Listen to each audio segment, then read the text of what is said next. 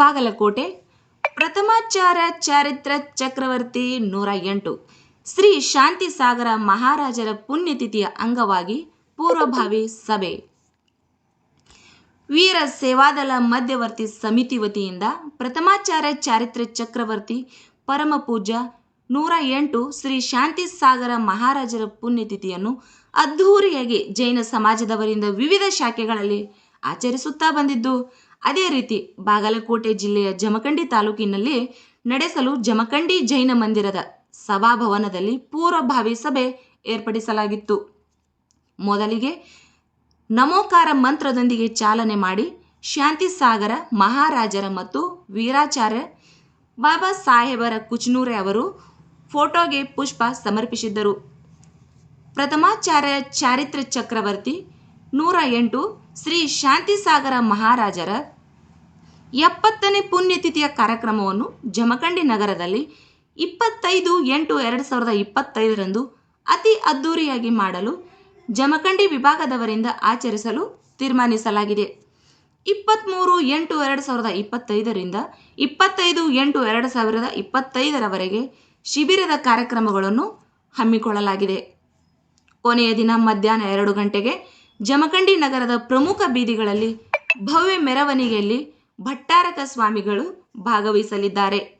ಬಾಬಾ ಸಾಹೇಬ್ ಪಾಟೀಲ್ ವೀರ್ ಸೇವಾದಳ ಮಧ್ಯವರ್ತಿ ಸಮಿತಿ ಸಾಂಗ್ಲಿ ಅಧ್ಯಕ್ಷರು ಅಜಿತ್ ಕುಮಾರ್ ಭಂಡೆ, ವೀರ ಸೇವಾದಳ ಮಧ್ಯವರ್ತಿ ಸಮಿತಿ ಸಾಂಗ್ಲಿ ಕಾರ್ಯದರ್ಶಿ ಅನ್ನಪ್ಪ ಸಿರಹಟ್ಟಿ, ದಕ್ಷಿಣ ಭಾರತ ಜೈನ ಸಭಾ ಬಾಗಲಕೋಟೆ ಉಪಾಧ್ಯಕ್ಷರು ಪಾರಿಸ್ ಸಕಳೆ, ವೀರ ಸೇವಾದಳ ಮಧ್ಯವರ್ತಿ ಸಮಿತಿ ಜಮಖಂಡಿ ಅಧ್ಯಕ್ಷರು ದೇವಲ್ ದೇಸಾಯಿ, ಜಮಖಂಡಿ ವಿಭಾಗದ ಜೈನ ಸಮಾಜದ ಹಿರಿಯರು ಜೈಪಾಲ್ ನಡುವಿನ್ಮನಿ, ವೀರ ಸೇವಾದಳ ಮಧ್ಯವರ್ತಿ ಸಮಿತಿ ಜಮಖಂಡಿ ವಿಭಾಗದ ಕಾರ್ಯದರ್ಶಿ ಬಾಹುಬಲಿ ಕಡ್ಕೋಳ್, ಕರ್ನಾಟಕದ ಜೈನ ಅಸೋಸಿಯೇಷನ್ಸ್ ನಿರ್ದೇಶಕರು ಬೆಂಗಳೂರು ಬಾಹುಬಲಿ ಬಿರಾದರ್, ಕನ್ನಡ ಸಾಹಿತಿಗಳು ಜಮಖಂಡಿ ಮಹಾವೀರ್ ಸಹಾಪುರ್, ಮಧ್ಯವರ್ತಿ ಸಮಿತಿಯ ಜಮಖಂಡಿ ವಿಭಾಗದ ಮುಖ್ಯಸ್ಥರು ಜಿನ್ನಪ್ಪ ಮೈನಪ್ನವರ್, ವೀರ ಸೇವಾದಳ ಮಧ್ಯವರ್ತಿಯ ಸಮಿತಿ ಜಮಖಂಡಿಯ ಉಪಾಧ್ಯಕ್ಷರು ಯಾದಪ್ಪ ನಂದೇಶ್ವರ್, ವೀರ ಸೇವಾದಳ ಮಧ್ಯವರ್ತಿ ಸಮಿತಿ ಜಮಖಂಡಿಯ ಉಪಾಧ್ಯಕ್ಷರು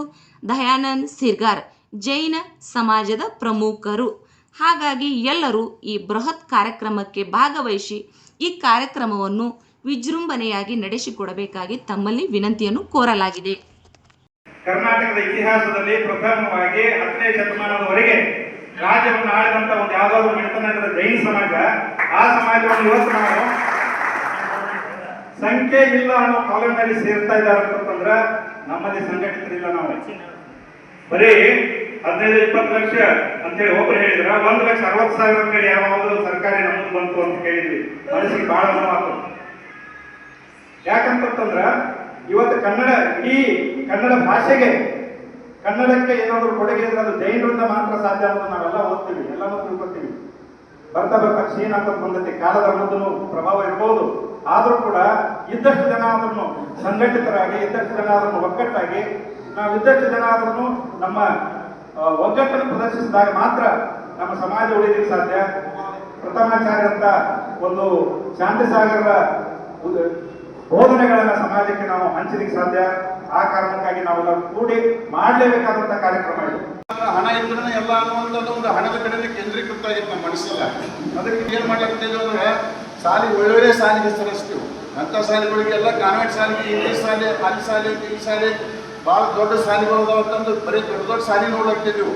ಆದ್ರೆ ಖಾಸಗಿ ಸಂಸ್ಥೆಗಳೊಳಗೆ ನೀವು ವಿಚಾರ ಮಾಡ್ರಿ, ಸರ್ಕಾರಿ ಶಾಲೆ ಒಳಗೆ ಯಾರು ಇದ್ರೆ ಶಿಕ್ಷಕರು ಎಂಥವ್ರು ಅದಾರಪ್ಪ ಅಂದ್ರೆ ಎಲ್ಲ ಮೆರಿಟ್ ಮೇಲೆ ಶಿಕ್ಷಕರು ಅದಾರ.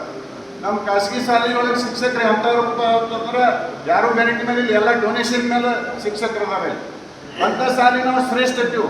ಯಾವಲ್ಲಿ ಮೆರಿಟ್ ಮೇಲೆ ಶಿಕ್ಷಕರನ್ನು ತಗೊಂಡವರು ಆ ಶಾಲೆಗಳಿಗೆ ನಾವು ಆಣತೀವೋ. ಈಗ ಸರ್ಕಾರಿ ಶಾಲೆ ಐತಿ, ಅಲ್ಲಿ ಏನು ವ್ಯವಸ್ಥೆ ಇದ್ಬಿಟ್ಟು ಸರ್ಕಾರಿ ಶಾಲೆ ಹಚ್ಚಿದ್ರೆ ನಮ್ಗೆ ಕಿಮ್ಮತ್ತು ಕಮ್ಮಿ ಆಕೈತೆ ಅನ್ನೋ ಲೆಕ್ಕಕ್ಕೆ ಬಂದಿದ್ವಿ ನಾವು.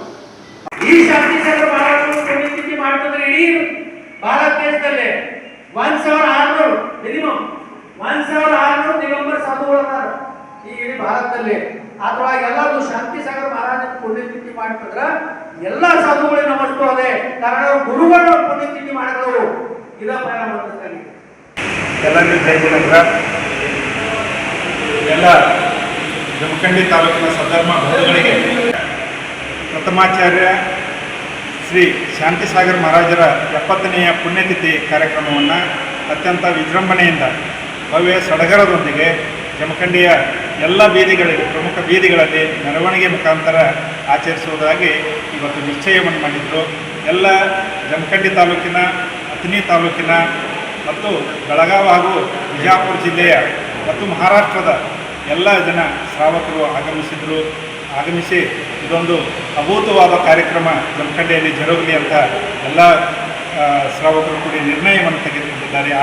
23 ಮತ್ತು 25ನೇ ತಾರೀಕಿನಂದು ಮಧ್ಯವರ್ತಿ ವೀರ ಸೇವಾ ದಳದ ಶಿಬಿರದ ಕಾರ್ಯಕ್ರಮಗಳು ನಡೀತವೆ. ಅದರಲ್ಲಿ ವಿದ್ಯಾರ್ಥಿಗಳಿಗಾಗಿ ಭಾಷಣ ಸ್ಪರ್ಧೆ, ಧಾರ್ಮಿಕ ಸ್ಪರ್ಧೆಗಳು ನಡೀತವೆ. ಆಮೇಲೆ ಕೊನೆಯ ದಿನ ಭವ್ಯವಾದಂಥ ಒಂದು ಮೆರವಣಿಗೆ ಹಾಗೂ ವೇದಿಕೆಯ ಕಾರ್ಯಕ್ರಮ, ಮುಖ್ಯ ವೇದಿಕೆಯ ಕಾರ್ಯಕ್ರಮ. ಅದರಲ್ಲಿ ಮಧ್ಯಾಹ್ನ 2 ಗಂಟೆಗೆ ಅದರಲ್ಲಿ ನಮ್ಮ ಭಾಗದ ಎಲ್ಲ ಜನಪ್ರತಿನಿಧಿಗಳು, ಶಾಸಕರು, ಸಚಿವರು ಹಾಗೂ ಜಿಲ್ಲಾಧಿಕಾರಿಗಳು, ತಾಲೂಕಿನ ಎಲ್ಲ ಆಡಳಿತ ವರ್ಗದವರು ಕೂಡ ಭಾಗವಹಿಸ್ತಾರೆ.